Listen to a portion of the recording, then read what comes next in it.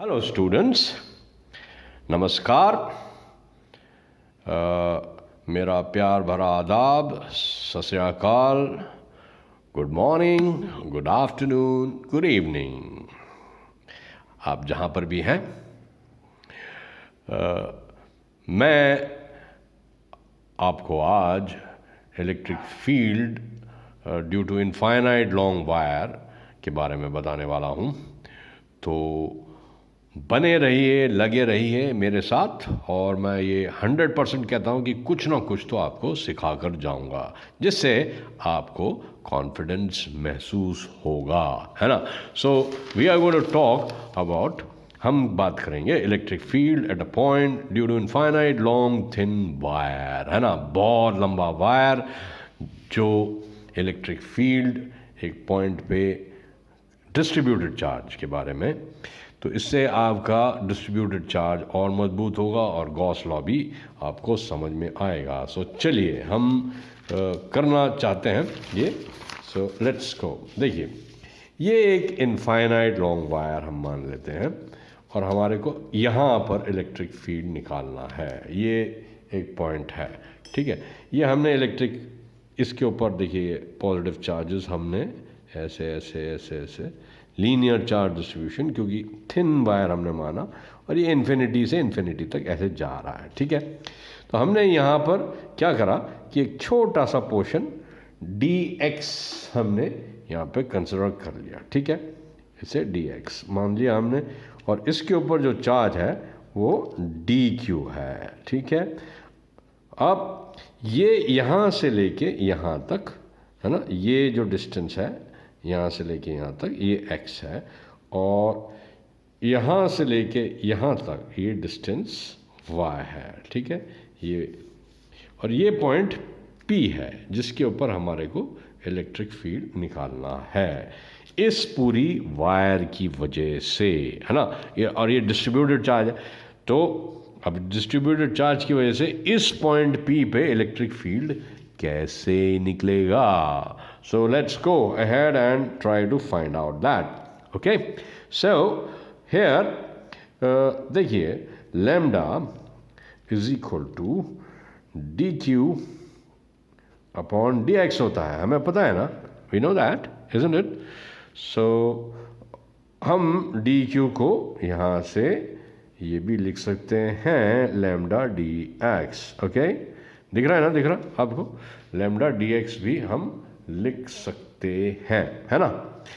तो अब हमारे को इस छोटे से नन्हे से पोर्शन की वजह से, मैं थोड़ा सा इसको और हाईलाइट करने की कोशिश करूँगा आपके सामने, ठीक है। तो ये देखिए ये dx है, और इसकी वजह से हमें उस पॉइंट P पे क्या चाहिए, इलेक्ट्रिक फील्ड चाहिए।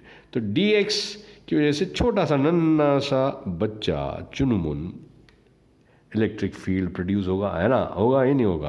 तो D इज इक्वल टू वो क्या होगा, K dq upon r square. मान लीजिए ये जो डिस्टेंस है ये पूरा वहाँ तक पॉइंट P तक ये r है ना, ठीक है। क्या है, ये r है, ये देखिए ये जो डिस्टेंस है यहाँ से यहाँ तक ये r है। तो r हम कैसे लिख सकते हैं, हम ऐसे भी लिख सकते हैं √x² प्लस वाई स्क्वायर, है ना, क्योंकि ये x है और ये y है। सो हमारा जो d होगा वो क्या है, k dq upon r square, दिख रहा है ना, दिख रहा है। तो r स्क्वायर की जगह आप x स्क्वायर पर वाई स्क्वायर, क्योंकि √ तो कट ही जाएगा। तो हमारा जो d आएगा वो नए रूप में क्या होगा, is equal to k dq upon x square plus y square होगा। दिख रहा है ना आपको, है ना। सो ये क्या कहते हैं, DE हो गया, जो इस छोटे से नन्हे से पोर्शन की वजह से यहाँ पे लग रहा है, DE। हम इस एंगल को थीटा मान लेते हैं, ठीक है। तो देखिए ये DE है, ये बाहर ऐसे जा रहा है इलेक्ट्रिक फील्ड इस पॉइंट से। तो अब अगर हम ऐसे वो देखें तो इसे रिजॉल्व अगर हम करें, क्योंकि वेक्टर है, देखिए किसी भी पॉइंट पे वेक्टर के कंपोनेंट्स हम निकाल सकते हैं, और क्योंकि ये इतने सारे हम पॉइंट्स लेंगे तो बहुत सारे इनके प्रोडक्ट्स हो जाएंगे, क्योंकि ये वेरी करेगा।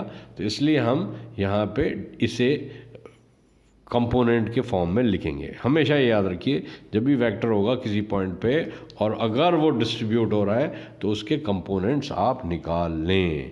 तो ये होगा d E cos theta. Okay, so this is D E cos theta, क्योंकि जहाँ जिस भी डायरेक्शन में थीटा होता है उसी डायरेक्शन में ये होगा। Okay, so we have d E cos theta, और इसके परपेंडिकुलर हमारे पास क्या होगा, d E sine theta. Okay, ये समझ में आ गया ना आपके?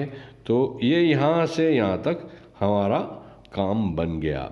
अब हमारे को करना क्या है, हमारे को ये जो जितने ये छोटे छोटे डीईज हैं यहाँ तक इनको इंटीग्रेट कर लेना है बस।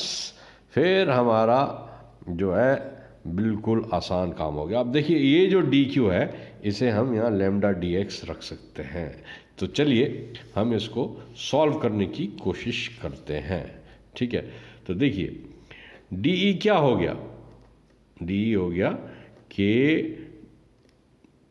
लैम्डा डी एक्स, हाँ डी क्यू की जगह हमने लैम्डा डी एक्स रख दिया, हाँ, upon x square plus y square, है ना, यही हो गया ना, हो गया ना, हो गया, दिख रहा है ना आपको?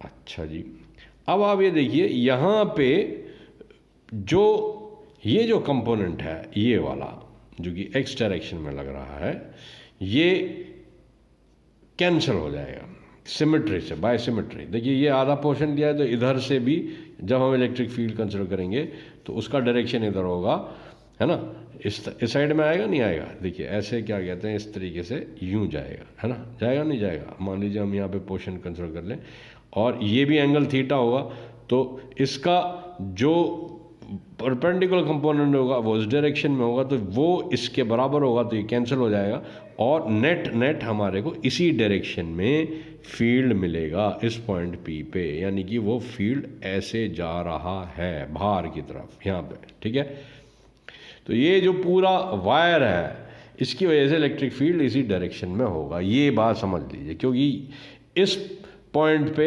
ये कंपोनेंट्स इन सारों की वजह से कैंसिल हो जाएंगे बाय सिमेट्री। ठीक है, तो हमारे पास जो नेट आएगा, जो इलेक्ट्रिक फील्ड आएगा वो इंटीग्रेशन डी ई वाई होगा, यानी कि वाई डायरेक्शन में, है ना, ये वाई डायरेक्शन है ना, तो ये डी ई वाई होगा, जिसे हम ये लिख सकते हैं, क्योंकि डी ई एक्स कैंसिल हो गया तो हम इसे ऐसे भी लिख सकते हैं डी ई कॉस थीटा, है ना, इसे लिख सकते हैं ना, लिख सकते हैं डी ई कॉस थीटा। अब कॉस थीटा क्या हो सकता है, हाँ, कॉस थीटा हम क्या लिखेंगे, कॉस थीटा को हम क्या लिखेंगे, पहले तो डी ई लिख लें, है ना।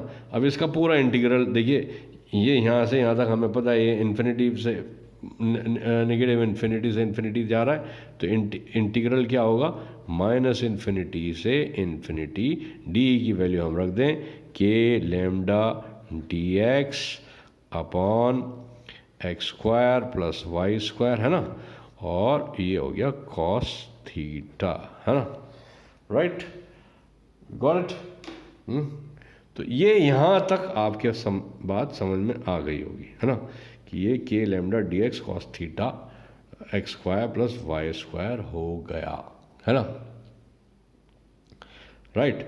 अब आप ये देखिए कि हमारे को करना क्या है, हमारे को ये करना है कि इसके अंदर, क्योंकि इस कॉस थीटा आ रहा है और ये इंटीग्रल जो है थोड़ा सा कॉम्प्लेक्स होगा, तो हम इसको क्या कहते हैं, पूरा थीटा के टर्म्स में ही अगर कन्वर्ट कर लें तो बहुत बेहतरीन रहेगा, है ना। वो कैसे हम करें, देखिए वो कैसे हम करें, वो हम पूरा ऐसे इंटीग्रल जो है थीटा के टर्म्स में कन्वर्ट कर लेंगे। अगर हम ये कर लेंगे तो बहुत आसान हो जाएगा। मैं इंटीग्रेशन आपको इसमें एक लिंक दे रहा हूँ, उससे आपको समझ में आ जाएगा कि जो इंटीग्रेशन यहाँ पे हो रहा है और जिसकी वजह से हो रहा है। तो देखिए ये x है और ये y है, राइट। तो हम अगर dx की वैल्यू थीटा के टर्म्स में निकाल लें तो हमारा काम हो जाएगा, नहीं हो जाएगा। तो x क्या होगा, x is equal to y tan theta होगा ही नहीं होगा, बताइए। एक्स जो है ये परपेंडिकुलर, ये बेस है, ये हाइपोटेनस है, तो ये theta x y tan theta हो गया ना। तो अब हम डी एक्स की वैल्यू यहाँ अगर सब्स्टिट्यूट कर दें तो डी एक्स क्या हो गया, अगर डिफरेंशिएशन हम करें इसे सिंपली तो वाई सेक्स स्क्वायर थीटा हो जाएगा, नहीं है ना, डी थीटा, यही तो होगा ना, ठीक है ना। डी एक्स हम ऐसे हमेशा डिफरेंशिएशन टेन थीटा का डिफरेंशिएशन क्या होता है ये तो मुझे बताना नहीं पड़ेगा, वाई तो कांस्टेंट ही है। तो डी एक्स और थीटा के बीच में हम डिफरेंशिएशन करा तो d x y sec square theta आ गया, जो कि हम यहाँ पे वैल्यू रख देंगे।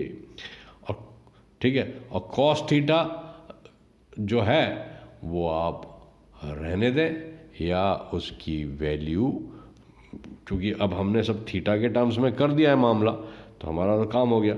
अब देखिए वाई जो है, एक्स जो है हमें पता है, अभी हमने लिया ना, एक्स जो है वाई टेन थीटा है, तो अब हम इसमें इंटीग्रेशन, अब कुछ नहीं है इस सवाल के अंदर, इसमें कुछ भी नहीं है।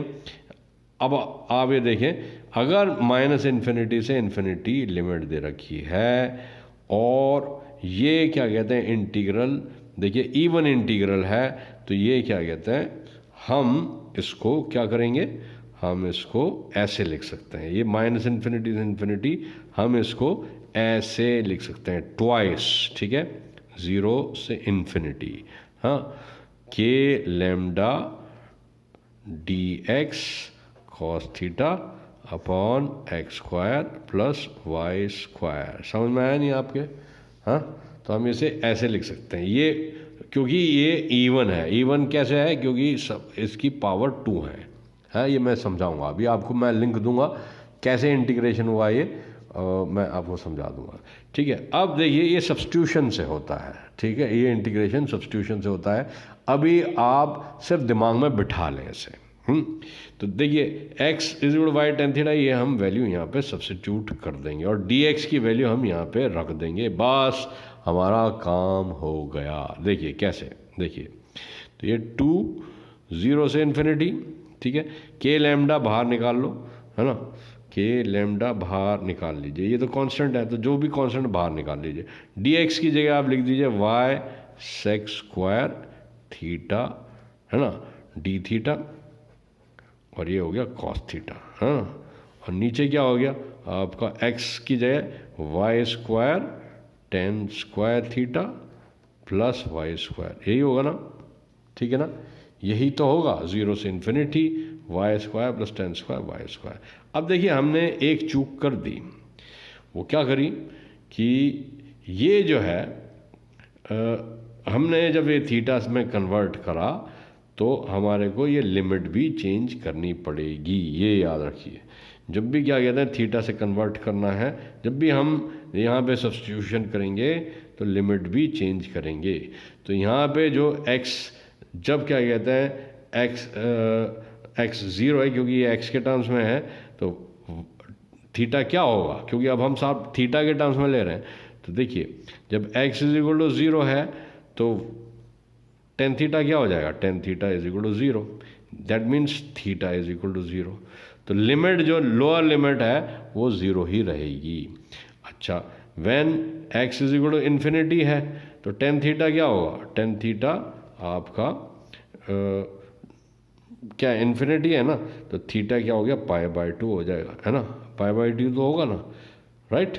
सो ये क्या कहते हैं, हम यहाँ पर सब्स्टिट्यूशन करेंगे, ये याद रखिए, 0 से इन्फिनिटी नहीं होगा। जब हम थीटा में करेंगे तो ये वैल्यू ये जब भी हम सब्स्टिट्यूट कर रहे हैं तो ये वैल्यू जो भी हम रखेंगे ये रख के तब हम सब पूरा थीटा के टर्म्स में निकालेंगे इस इंटीग्रेशन को। सो ये क्या हो गया, 2k थीटा, ओके, 0 से π/2, और ये इंटीग्रल देखिए हो गया, है ना, ये क्या हो गया, वाई सेक्स स्क्वायर थीटा, हाँ, into cos theta d theta upon y square बाहर ले लीजिए, और ये क्या हो गया 1 प्लस टेन स्क्वायर थीटा, है ना।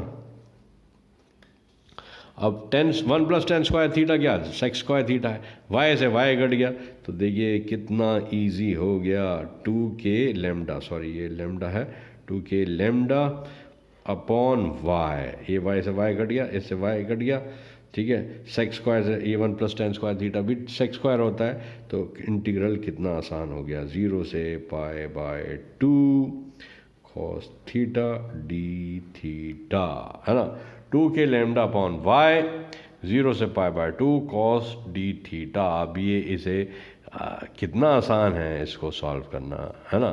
cos थीटा का इंटीग्रेशन आप जानते हैं ना क्या होता है, हाँ, साइन थीटा होता है ना, होता है ना, होता है ना, होता है ना। तो ये क्या हो गया, सिंपली 0 से π/2 साइन थीटा, है ना। अब ये क्या हो गया, जब आप लिमिट रखेंगे, पहले तो ऊपर वाली वैल्यू रखेंगे माइनस नीचे वाली रखेंगे, तो साइन π/2 1 हो गया और ये 0 हो गया, तो यानी कि इसकी टोटल वैल्यू 1 आ गई, है ना, 1 आ गई, नहीं आ गई, है ना, तो 1 आ गई, तो हम यहाँ पे वैल्यू रख सकते हैं। तो ये देखिए क्या हो गया, total 2k lambda upon Y, है ना, ये सो 2k लैम्डा अपॉन वाई, यानी कि इस पूरी वायर की वजह से अगर किसी पॉइंट पे जो कि मिड में है वहाँ पे आपको इलेक्ट्रिक फील्ड निकालना है, तो वो क्या होगा, 2k lambda sorry upon y. Y is a distance from the wire to this place. So 2k lambda upon y, है ना, ये इलेक्ट्रिक फील्ड होगा। अगर आप k की वैल्यू रख देंगे तो 1/4 पाई एप्सिलॉन हो जाएगा, बट इसे ही याद रखें, k की वैल्यू आपको पता है। So this is the total electric field, 2k lambda would be total electric field at the midpoint of this wire, जो यहाँ इस पूरे इनफाइनाइट वायर की वजह से यहाँ पर होगा 2k लैम्डा अपॉन वाई, ठीक है, वायर डिस्टेंस उस पॉइंट से वायर के होगा।